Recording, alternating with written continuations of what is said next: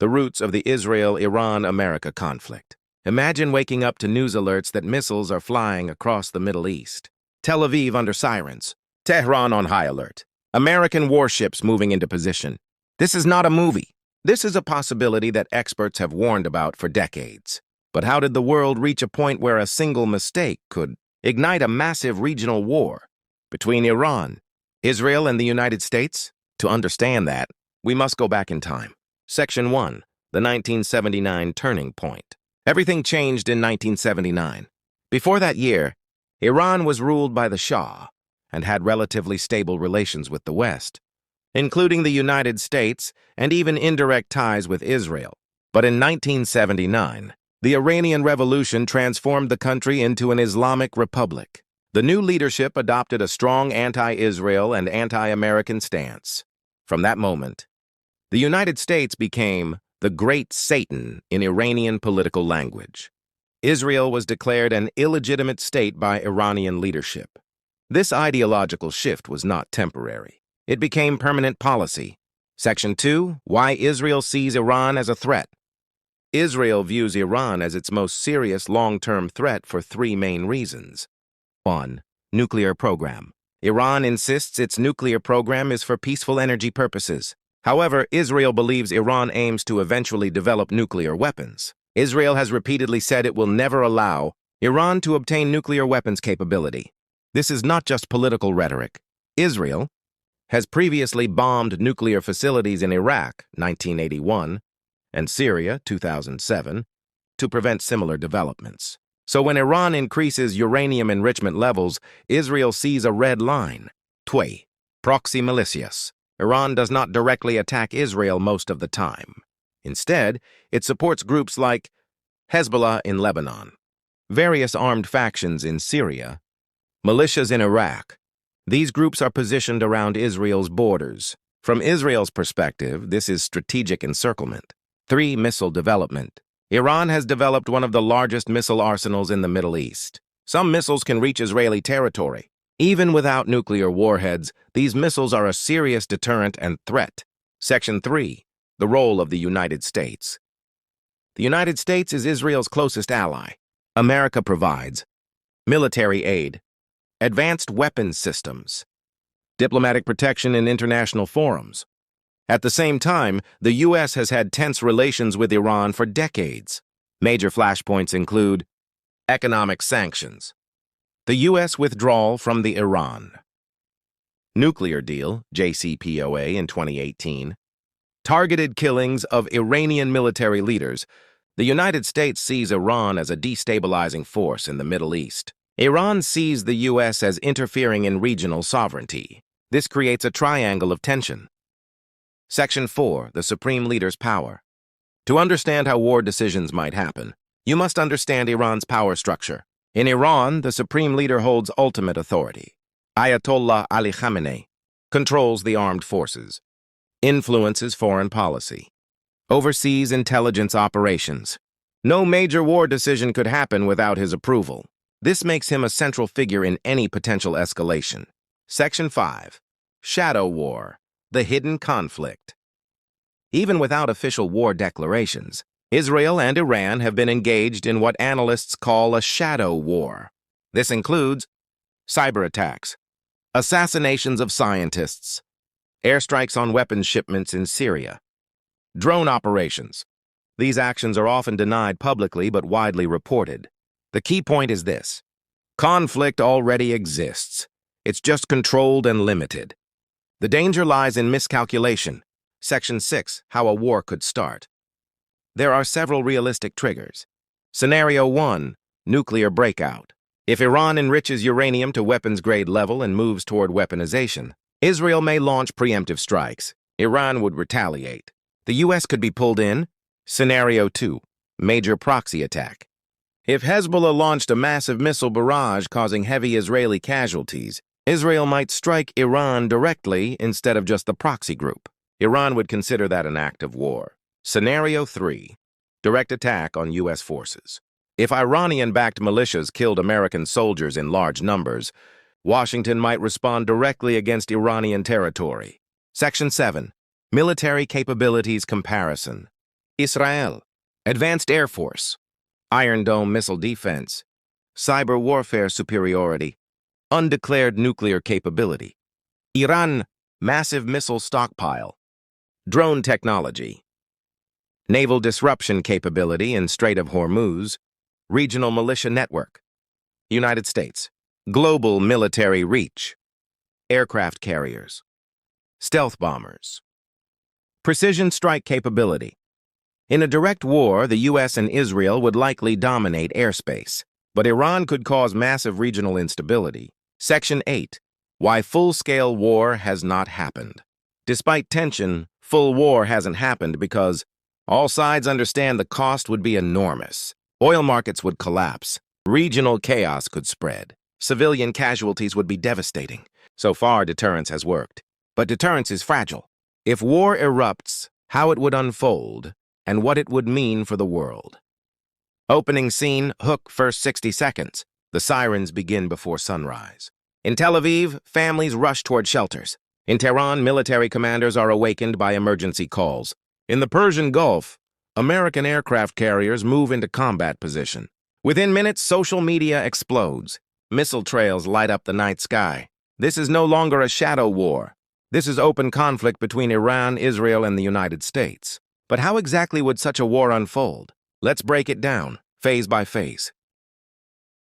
The first 72 hours. Modern wars are decided quickly. If Israel believed Iran was close to nuclear weapon capability, it would likely launch a massive surprise air campaign. Israel's opening strategy.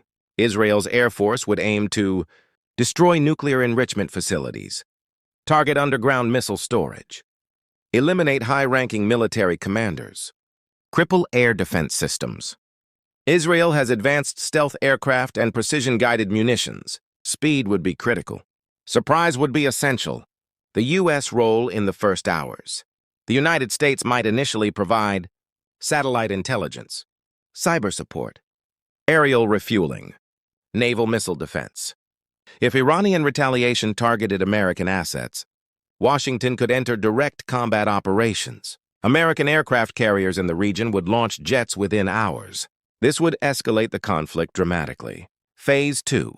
Iran's response. Iran would not stay silent. Its response would be designed to show strength, not just to Israel, but to the entire region. On ballistic missile barrage. Iran possesses one of the largest missile arsenals in the Middle East. Dozens, possibly hundreds, of ballistic missiles could be launched toward Israeli cities and military bases. Israel's Iron Dome and Arrow defense systems would intercept many, but not all. Even a small number of successful strikes could cause significant casualties and psychological shock. 2 proxy forces activate. Iran has invested decades building regional alliances. Groups like Hezbollah in Lebanon could open a northern front against Israel. Militias in Iraq might target U.S. bases. This transforms a bilateral war into a regional confrontation. Suddenly, multiple borders are active. 3. Strait of Hormuz threat. The Strait of Hormuz is one of the most critical oil shipping routes in the world. Iran has the capability to disrupt shipping using naval mines, fast attack boats, anti-ship missiles. Even limited disruption would cause oil prices to surge overnight. Global markets would react instantly. Phase 3. Cyber warfare. The battlefield is no longer only physical. Cyber attacks would likely target power grids, airports, banking systems, communication networks. Both Israel and Iran have advanced cyber capabilities. The United States has some of the most powerful cyber units in the world. Hospitals could lose power. Stock markets could freeze. Air traffic systems could face disruption. This would be war in the digital age. Would Iran's supreme leader be targeted? The most sensitive question. The supreme leader of Iran, Ayatollah Ali Khamenei, holds ultimate authority over military and strategic decisions. Targeting a nation's top political authority is extremely escalatory. Historically, major powers avoid direct assassination of heads of state because it removes diplomatic options. It guarantees severe retaliation. It risks international condemnation.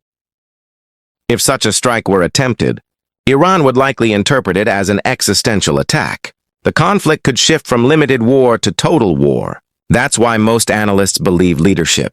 Targeting would be considered only in extreme scenarios. Human impact, the civilian cost. Wars are not fought only by governments. They are suffered by ordinary people. In Israel, cities would experience repeated sirens. Schools could close. Businesses would shut down. In Iran, airstrikes could damage infrastructure. Internet access could be restricted. Fuel and food shortages might emerge. Refugee flows could increase across neighboring countries. Hospitals would face overwhelming pressure. The humanitarian consequences would extend beyond national borders. Global reaction. The world would not remain neutral. Russia and China, they might diplomatically support Iran or call for restraint, depending on strategic interests. European nations would likely push urgently for ceasefire negotiations. United Nations, emergency sessions would be held immediately.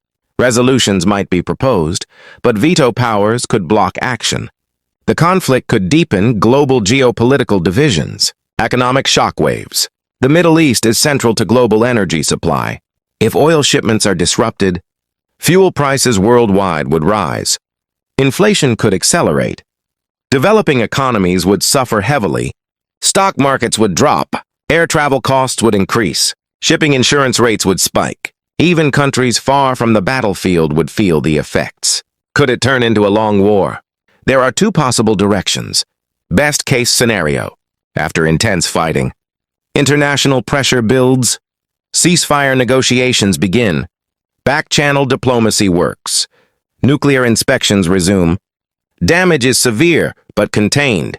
Worst-case scenario. Hezbollah fully joins conflict. U.S. ground forces deploy. Regional countries are drawn in. War lasts months or years. This would destabilize the Middle East for a generation. Nuclear question. Israel is widely believed to possess nuclear weapons. Iran states it does not seek them. The use of nuclear weapons remains highly unlikely because it would trigger massive global consequences. International response would be overwhelming. Long-term fallout would affect the entire region. But in extreme survival scenarios, deterrence theory becomes unpredictable. This uncertainty is what makes experts nervous. Why war has not happened yet. Despite tensions, full-scale war has been avoided because all sides understand the cost. Economic consequences would be enormous. Civilian casualties would be high. Diplomacy, even limited, still exists. Deterrence has worked so far, but deterrence depends on rational decisions. And perfect calculations are rare in high-pressure situations. Final message. A war between Iran, Israel, and the United States would not be a short headline. It would be a global turning point.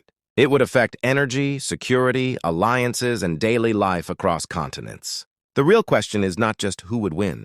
The real question is, would anyone truly win? History shows that wars often begin when leaders believe they have no other option. The hope of the world is that dialogue remains stronger than destruction.